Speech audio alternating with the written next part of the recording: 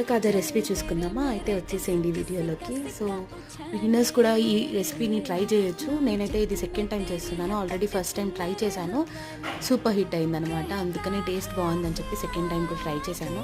So దీనికోసం అయితే నేను 2 బౌల్స్లో లైక్ 2 cups ఆఫ్ మైదా తీసుకున్నాను, and 1/2 spoon of baking soda, and 1/2 spoon salt, and తగినంత కొద్దిగా ఆయిల్ వేసుకున్నా.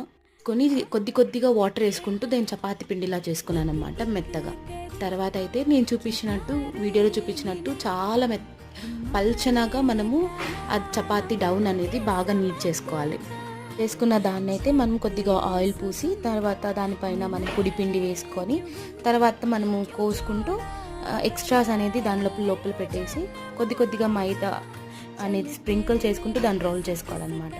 ఉన్న తర్వాత దాన్ని కొద్దిగా ట్యాప్ చేసుకోవాలి. ట్యాప్ చేసుకొని ఇట్లా వీడియోలో చూపించిన ప్రకారంగా మనము దాన్ని ఒక